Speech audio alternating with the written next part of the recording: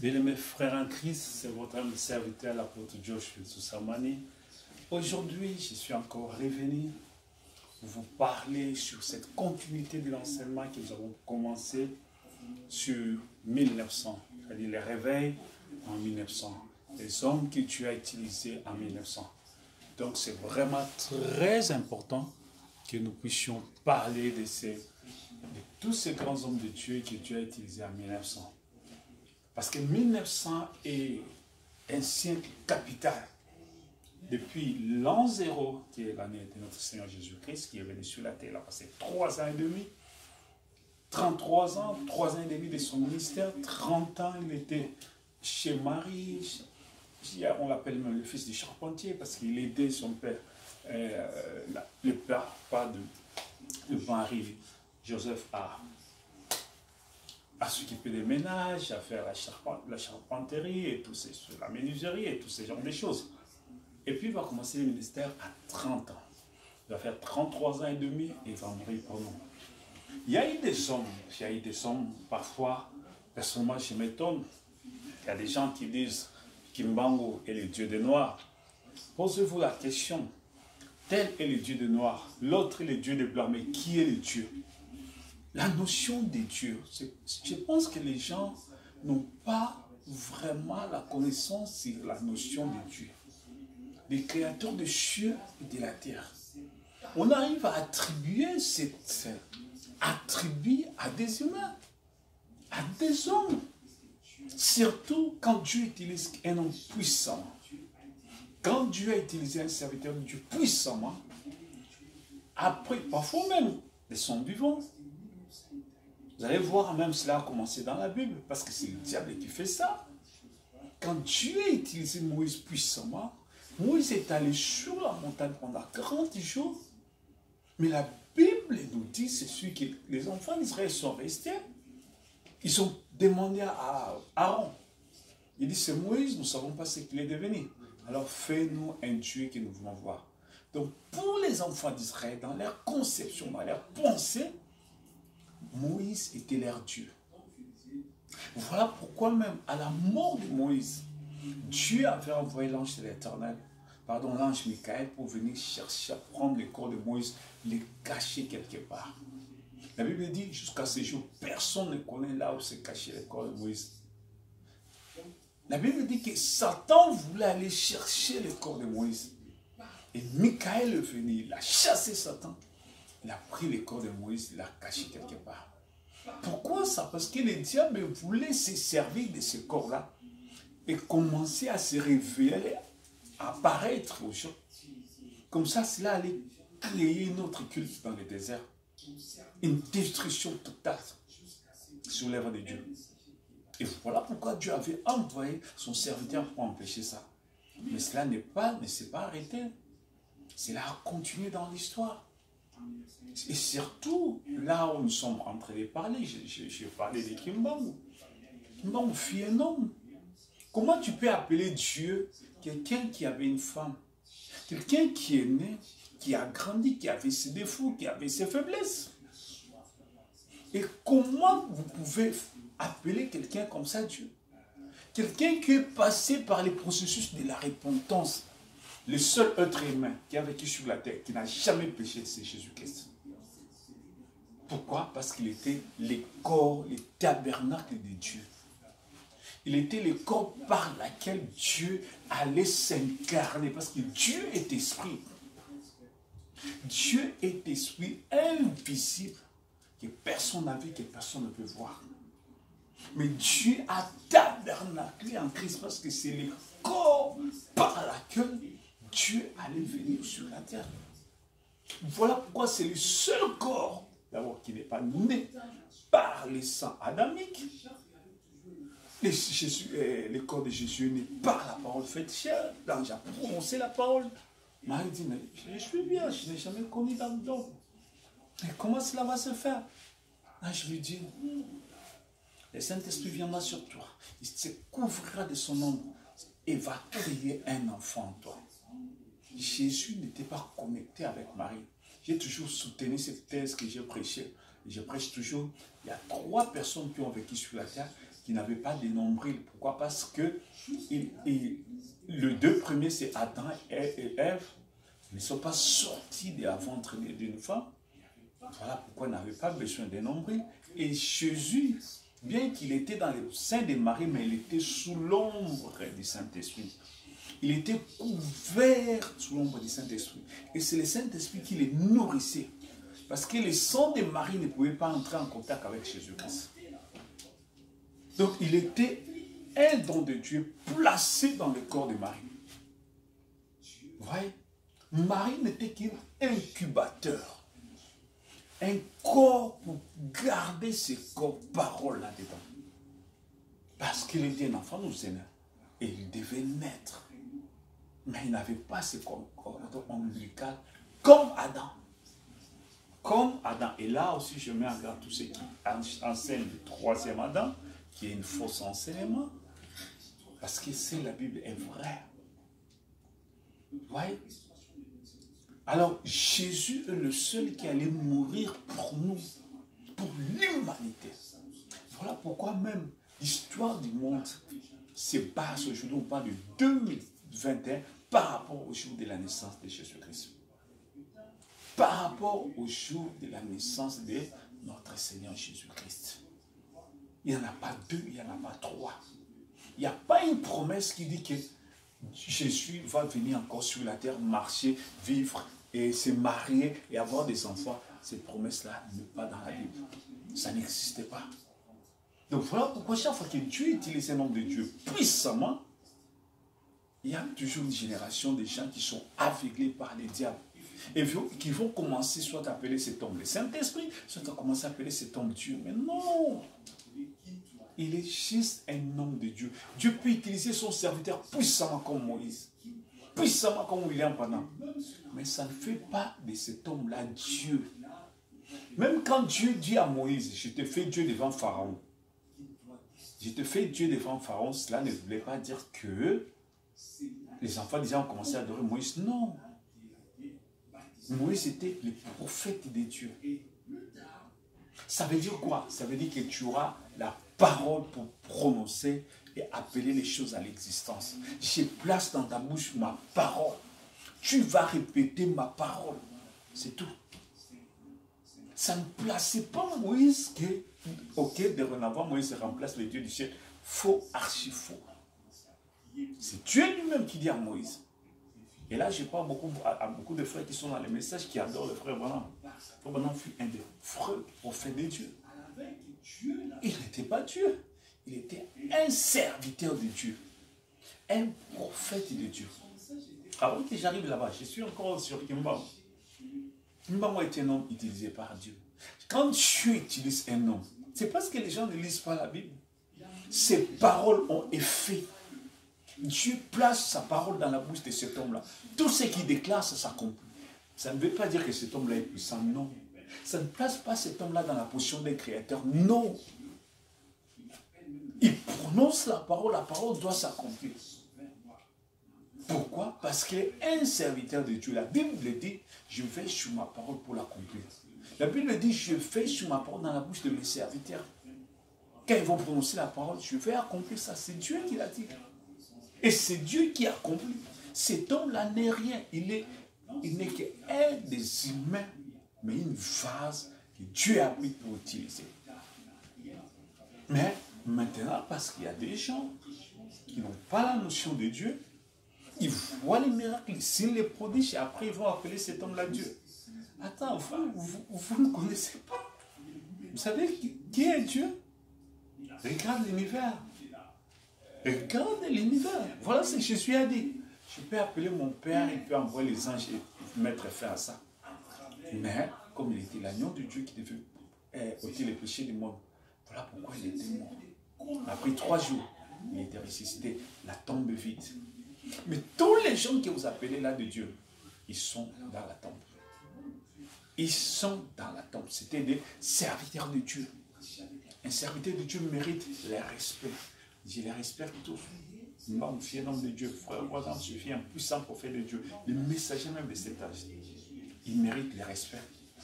Ils ont déjà accompli leur temps, ils sont partis. Aujourd'hui, Dieu vient utiliser nous qui sommes l'église de Dieu sur la terre. Tout messager de Dieu a un message de la part de Dieu pour appeler les hommes de Dieu à faire sortir de l'Égypte et les placer à Canaan. Et l'Égypte et Canaan changent de dispensation à dispensation. Donc, depuis que Moïse a fait sortir les enfants d'Israël, ces tableaux-là restent les mêmes. Et Dieu envoie toujours quelqu'un pour nous faire sortir de l'Égypte, soit de la Babylone dénominationnelle, soit de la Babylone de ces mondes, soit de la Babylone de Dieu de cet âge mauvais, soit donc, et vous place dans une dimension de la parole de Dieu. Et c'est ça la chose de Dieu. Maintenant, quand cet homme-là termine sa mission, c'est pour que le peuple de Dieu puisse continuer avec cette parole de Dieu, parce que Dieu n'est pas... Non, Dieu n'est pas fini là. Dieu n'est pas terminé. Non, non, non. On ne peut pas épuiser Dieu. On ne peut pas épuiser Dieu. Et même quand Dieu parle, les tout de Dieu, c'est un langage. Sur la croix, Jésus a dit tout est accompli. C'est un langage de Dieu. Qu'est-ce que signifie les tout de Dieu? C'est ça aussi un problème. Qu'est-ce que signifie les tout de Dieu dans ta génération? Quand Dieu utilise son prophète, il dit toute la parole est révélée. Qu'est-ce que ça signifie? Qu'est-ce que ça signifie? C'est un mystère, c'est un langage de Dieu. C'est parce qu'on essaie d'humaniser les termes de Dieu. Les paroles de Dieu, on les quitte dans la dimension divine pour l'amener dans les contextes des hommes. C'est là où les choses ne marchent pas. C'est là où il y a création des doctrines. C'est là où il y a invention des doctrines. Kimbangu fut un serviteur de Dieu. Mais le kimbangisme, c'est le satanisme. Le kimbangisme, c'est la tradition. Le kimbangisme, c'est quelque chose qui est fabriqué, des histoires des Indes et des Munza et toutes ces choses-là. Kimbangu n'avait rien à foutre avec les Munza. Les Munza, ce sont des sectes qui ont existé même avant Kimbangu. Ces esprits-là de prophétiser, de parler sur les choses des gens. Tel est sorcier, c'est tel qui fait de telles choses, les Nyankis et toutes ces choses-là. Ce sont des esprits qui ont existé. Kimbangu est venu les trouver. Et il leur prêchait de quitter ces choses-là pour venir à la parole de Dieu. Parce qu'avant de partir, il dit que voici le Nouveau Testament, c'est que je vous laisse. Suivez Jésus. Il prêchait Jésus. Il a prêché juste pendant 5 mois et demi, quelque chose de semaine. Il prêchait Jésus-Christ. Et très souvent, quand un ministère, tu vois, il n'y a pas une continuité. Et maintenant, après ça, le diable va venir saisir l'autre ici, il part là-bas, il crée quelque chose, l'autre là-bas, il crée quelque chose, l'autre il crée quelque chose. Et puis on transforme. Comme dans ces temps-là, il n'y avait pas de gens pour écrire. Voilà pourquoi ces prophéties qu'il a données, les gens ont interprété pas mal de choses. Alors il a parlé du 3e président, il a parlé du 4e président, il a parlé du 5e président. Tu vois? Tu vois? Pourquoi? Mais quand la chose va s'accomplir, Dieu va prouver aux gens que voilà ce qui a été dit, la vérité était là. Il y a eu la même mise de l'homme, il y a eu l'interprétation des hommes. Chacun voulait, oh non, il parlait qu'il y aura d'abord un enseignant. Qui est cet enseignant? L'enseignant, c'est le Saint-Esprit. Qui est cet enseignant? Dieu peut utiliser quelqu'un au Congo d'un enseignant, mais peut-être l'enseignant va sortir aux États-Unis. Ah, c'est ça le problème. Et puis après, il y aura un roi. Et la personne qui parlait ça, c'est parce que lui-même s'est fait enseignant, parce que c'est lui-même qui pensait être le roi du Congo. Et ces choses se sont accomplies? Non. Pourquoi? C'était les pensées des hommes. C'est le diable qui s'est servi de tous ces gens-là qui ont touché au fétiche, à la magie, au fétichisme. Ils ont fabriqué des choses. Et tous, on les voit tous mourir. Tous ceux qui se sont fait de Dieu là. L'autre là, c'est Dieu le Père, Dieu le Fils, Dieu le Saint-Esprit. Vous savez qu'un Dieu ne vieillit jamais. Mais ces gens-là ont vieilli, ces gens-là tombent malades. Dieu ne tombe jamais malade. Dieu, d'abord, dans ce corps, il y a beaucoup de choses à dire ici que je ne peux même pas expliquer. Pour ceux qui peuvent voir un homme de Dieu utilisé par Dieu, dire que cet homme-là, non. Dieu peut utiliser cet homme puissamment. Dieu peut utiliser son serviteur puissamment. Cela ne fait pas de son serviteur un messager, pardon, qu'il est le Dieu. Non, non, non, non, non. Non. Il n'y a pas un Dieu de noir, un Dieu de blanc. Et non, non. Il y a un seul Dieu créateur des cieux et de la terre. Nous tous, nous sommes sortis d'un seul homme. Si tu as déjà voyagé sur la terre, tu vas voir. Si tu as existé en Afrique, tu vis en Occident, tu vas voir qu'il y a des gens qui ressemblent à des gens que tu as vus en Afrique. La même morphologie, sauf que les teints se diffèrent. Tu vas voir les mêmes personnes que tu as vues en Afrique, tu les vois aussi en Occident. Mais ici, c'est comme si un dédoublement de la personne. Une doublure de la personne. Mais c'est tout ça pour vous prouver que c'est le même Dieu qui nous a créés. On dit toujours que toute personne a une souillure quelque part. C'est le même Dieu qui nous a créés. Nous avons le même sang. On peut prendre le sang des noirs, on le met chez un blanc, on le met sur... On dit que la race noire est la race mère, parce que tout... Et c'est vrai. Mais ça ne crée pas le racisme. Non. Non, non, non, non. Non, ça ne crée pas le racisme. Tu nous as créés pour que nous puissions vivre dans l'unité, dans l'amour, dans un. Dieu nous a créés pour que nous puissions vivre dans l'unité, dans l'amour. Et quand vous suivez l'histoire, vous allez voir, il y a l'évolution de pas mal de choses. Je n'ai pas le temps de parler de ça. Donc, il va offrir un prophète de Dieu. Pendant ces temps-là, Dieu avait utilisé aux États-Unis un certain William qui a commencé le réveil de Larry d'Azusa. Dieu a utilisé en Inde, c'était l'âge pentecôtiste. Et pendant l'âge pentecôtiste, le Saint-Esprit agissait sur la terre. Avant l'entrée du ministère du prophète William Branham, il y a eu l'âge qu'on appelle l'âge pentecôtiste, c'est-à-dire de la restauration des dons. Et pendant l'âge de la restauration des dons, Dieu a utilisé des hommes par-ci, par-là. Il n'y avait pas seulement Kimbangu au Congo. Il y avait aux États-Unis. William Seymour, la personne qui a commencé le réveil, le feu pentecôtiste, le réveil, il était le lance de fer du réveil pentecôtiste aux États-Unis.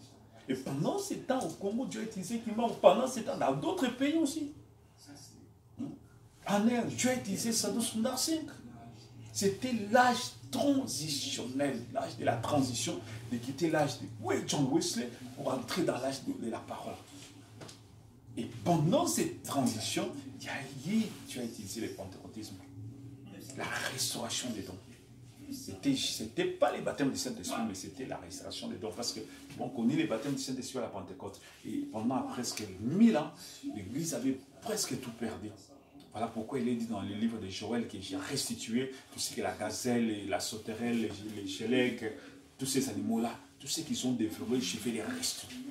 Et c'était la restauration, la restitution de l'arbre de l'épouse. Et pendant cet âge de la restitution, on commence avec la restauration qui est Martin Luther, qui a marché sur la foi. C'était la restauration, parce que l'Église catholique avait presque bafoué tout. Les gens ne savaient plus comment la religiosité chrétienne, c'est quoi? Qu'est-ce que signifie? Est-ce que c'est venir à l'église? Est-ce que c'est faire des sacrements? Est-ce que c'est faire telle chose? L'église, la bête avait tout embrouillé. Alors Dieu a commencé à restaurer. C'était la restauration. Et cette restauration s'est faite avec Dieu va susciter en Allemagne. Il fut catholique, mais Dieu les fait sortir du catholicisme. Il lit la Bible, il traduit la Bible, il donne aux gens. Parce que la bête avait récolté les Bibles, que personne ne puisse lire, afin qu'ils puissent écouter la bête. L'enseignement de la bête qui faisait la loi. Et Martin Luther va arracher les gens de la main de la bête, leur présenter la vérité, que c'est par la foi que nous sommes sauvés. Et pendant cette période de la construction de l'église mère de la bête, il y avait les gens qui ont acheté le pardon des péchés. Tu donnes beaucoup d'argent, donc tous tes péchés sont couverts pour une année, pour 2 ans, donc tu peux pécher comme ça. Tu n'as même pas besoin de demander Dieu pardon parce que tu as déjà acheté ça. Ça veut dire que c'était les œuvres. Alors, Martin Luther a fini à dire que non, c'est par la foi ce que Jésus a accompli sur la croix. Personne d'autre viendra encore mourir pour nous. Oh, non. Oh, Kimbangu est mort pour vous les noirs. Il est mort en quoi? Je dirais aussi parce que c'est le mot non pour nous. Non. Les libérateurs des indépendances, ça n'a rien à voir de spiritualité. Si quelqu'un meurt physiquement, ça n'a rien à voir de spiritualité. Rien, absolument rien. Tu ne sais pas l'impact de la mort du Seigneur Jésus-Christ. Il est le second Adam. Il est le seul qui devait prendre notre place. Ça, c'est un mystère de la rédemption. Juste, on lit quelques versets de la Bible et puis on fabrique une religion. Et avec cette religion, maintenant, on commence un peu à copier la Bible, à faire des copier-coller. Bon, comme Jésus est mort, ok, non, disons que c'est qui manque est mort. Tout ça, c'est faux. Il est mort, pourquoi? Pourquoi il devait mourir? Pour l'indépendance des Belges? Non, non, non. Vous ne pouvez pas mourir pour ça. C'est pas ça. Parce qu'on n'a pas la notion, on ne sait pas la rédemption, c'est quoi. On ne sait pas la chute, c'est quoi. Pourquoi l'homme? Qu'est-ce que c'est l'homme? Quelle est sa position aujourd'hui? D'où vient l'homme? Où est-ce qu'il va? On ne connaît rien. On ne connaît rien. Et voilà pourquoi on fabrique des choses, on pique, on lit un peu la Bible. Quand on leur demande, mais vous là, quel est votre livre? Parfois, il se dit l'église chrétienne qui m'a dit. Non, vous n'êtes pas l'église chrétienne, vous avez notre Dieu. Pourquoi? On copie par la Bible. On fait que retirer les choses de la Bible. On fait que piller la Bible. Et puis on fabrique. On pille de la Bible. Toute fausse religion sur la terre a pillé quelque chose dans la Bible. Les plus vieux livres de l'histoire, c'est la Bible. Les seuls. Les seuls livres les plus vieux, c'est la Bible. Il n'y a pas un autre livre le plus vieux que la Bible. Et tout ce que la Bible a dit s'accomplit mot à mot, lettre par lettre. Tout ce qui a été prophétisé pour prouver que c'est le seul livre. C'est là où il y a la connexion avec les véritables dieux, les dieux de la Bible, le Seigneur Jésus-Christ. C'est lui le seul. Il n'y en a pas deux, il n'y en a pas trois. En dehors de lui, il n'y en a pas d'autres dieux. Et tous les hommes de Dieu dont je parle sont des hommes que Dieu a utilisés. Après, John Wesley est venu en Angleterre. Parce que la première étape de la restauration, c'est quoi? C'est la foi. Tournez les regards vers Jésus-Christ. C'est lui qui sauve, c'est lui qui délivre, c'est par lui que nous avons le pardon des péchés. C'est par lui, c'est par son sang, pour l'œuvre de la croix. Et après, le sang de Jésus-Christ, qui est la parole de Dieu, qui est la puissance du Saint-Esprit, vient nous sanctifier. La deuxième étape qui est la sanctification. La première étape, c'était la foi, et Dieu a continué. Et après ça, il y a eu la restauration des dons. Et c'est pendant la période de la restauration des dons que Dieu a utilisé les hommes puissamment sur la terre. Si vous comparez, parce que vous avez vu seulement ce que Dieu a fait à Kimbango, mais si vous regardez aussi ce que Dieu a fait avec Sadhu Sundar Singh, vous qui m'appelez les hommes de Dieu, vous allez aussi l'appeler Dieu. C'est d'abord, il n'est pas mort, il a disparu. Ah, mais Kimbango est mort. Vous voyez, c'était Dieu qui utilise ses serviteurs. C'est Dieu qui utilise ses serviteurs. Il n'y a rien de plus, rien de moins. Ça ne fait pas d'eux des surhommes, non. Ça ne fait pas d'eux des extraterrestres, non. Ce sont des hommes qui ont servi Dieu un pointre. Je sais que c'est le diable qui vous aveugle. C'est le diable qui vous a entorpillé, qui a entorpillé vos pensées, qui a brouillé vos pensées avec des fausses connaissances, des fausses doctrines. Et dans toutes ces doctrines-là, ça vous ramène non pas à Dieu, mais au fétichisme. Non pas à Dieu, mais à la tradition. Et dans ces traditions-là, c'est quoi? C'est le fétichisme, c'est la sorcellerie, ce sont des choses. Et dis-moi, avec la sorcellerie, qu'est-ce que vous avez fait? Même le développement, la sorcellerie ne fait que manger les chats un point trait. C'est la haine, c'est la jalousie. Voilà. Voilà pourquoi l'Afrique ne développe pas à cause de ces traditions, à cause de la sorcellerie. Mais quand l'amour de Dieu, la Bible prêche l'amour divin. Non seulement prêche, mais il vous place l'amour divin même dans ton cœur. Tu vois, la Bible prêche l'amour de Dieu. Mais la tradition de la sorcellerie et tout ça, ça mène quoi? À tuer les gens, à manger la chair des gens, c'est fini. Et ce sont des églises de sorciers, ce sont des bandes de sorciers qui se trouvent ensemble pour faire une empire de la sorcellerie pour un trait.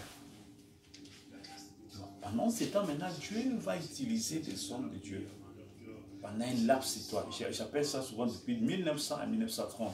Parce qu'en 1930, que Dieu maintenant va clôturer, il commence une nouvelle ère avec son prophète Marion William Branham. Pendant qu'il baptisait, la voix se fait entendre. Comme j'ai envoyé Jean-Baptiste pour préparer ma première venue, voici je t'envoie avec un message pour préparer ma seconde venue. C'était une nouvelle ère. L'ère nouvelle. L'heure de la dispensation du messager, du dernier messager. Parce que là, Dieu voulait maintenant commencer quelque chose. C'est comme ça que le 7 mai 1946, il va commencer un réveil qui va bouleverser le monde. Il a fait des promesses et des prophéties. Il s'accomplit jusqu'aujourd'hui, lettre par lettre, mot à mot. Parce que quand Dieu parle, la chose s'accomplit. Les prophéties faites en 1933 qui s'accomplissent même aujourd'hui en 2000 janvier aux États-Unis. 2021, la prophétie s'est accomplie. Même la couleur de la robe que cette dame-là va porter, la prophétie s'est accomplie. Quand c'est Dieu, je te dis, 80 ans plus tard, la prophétie s'accomplit. Parce qu'avec Dieu,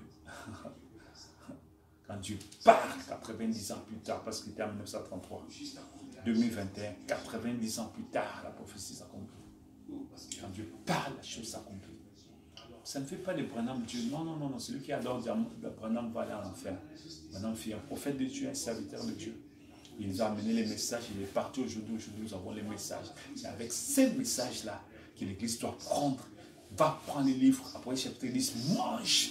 C'est le temps de manger les livres et aller prophétiser. Manger les livres et aller prophétiser. Dieu vous bénisse richement, bien sûr, dans cette continue série d'enseignements sur l'éclaircissement de la parole de Dieu sur les serviteurs de Dieu qui étaient Kimbaou, qui étaient Branham, qui sont ces serviteurs de Dieu puissants que Dieu nous a envoyés en ces temps de la fin et qui, dans lesquels nous bénéficions de la grâce. Il y a un messager, mais avant les messagers, il y a des sommes aussi utilisées par Dieu. Voilà pourquoi tout homme de Dieu mérite le respect. Nous respectons tous serviteurs de Dieu dignes de son nom. Que Dieu vous bénisse richement dans le nom de Jésus.